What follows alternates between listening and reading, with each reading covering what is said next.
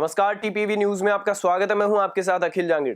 आधुनिकता के दौर में एक तरफ जहां लोग फसलों की कटाई के लिए तरह तरह की मशीनों का उपयोग करते नजर आते हैं, वहीं दूसरी ओर ग्रामीण अंचलों में दशकों से चली आ रही लाह परंपरा के तहत आज भी लोकगीतों के साथ किसान परिवार मिलजुल कर बिना किसी मजदूरी के खेत में खड़ी फसल की कटाई कर रहे हैं। इस परंपरा का मुख्य उद्देश्य बिना किसी पारिश्रमिक के फसलों की कटाई में एक दूसरे की मदद करना है। कुछ ऐसा ही नजारा क्षेत्र में भलीसर गांव में अचलाराम सारण के खेत पर फसल कटाई के दौरान देखने को मिला।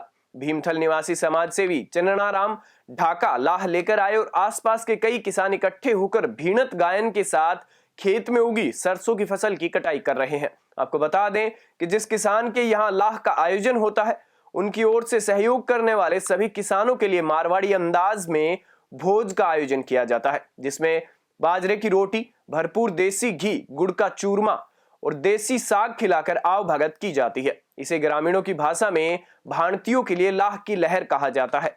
वहीं किसान अपनी पूरी जमा पूंजी खेत में फसल उगाने के लिए डाल देते हैं।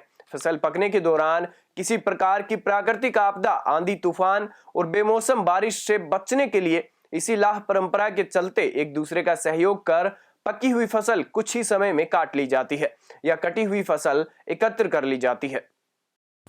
ये पुराने समय से परंपरा चली आ रही है कि एक दूसरे के खेत में सहयोग करने के लिए ये बिना मजदूरी के खेत में काम करने के लिए लोग आते हैं। ये पुराने ज़माने से चली आ रही परंपरा है। इसमें बिना मजदूरी लोग एक साथ मिलकर अड़ोस पड़ोस रिश्तेदार के 30, 40, 50, 100 की संख्या में जितनी फसल होती है उस हिसाब से लोगों को बुलाया जाता है। वो आके खेत में काम करते हैं और एक साथ काम करने प्लान करते हैं। जैसे मैं बुलाता हूँ तो मेरे भी लोग आते हैं और फिर मैं उनके खेत में काम करवाने जाता हूँ।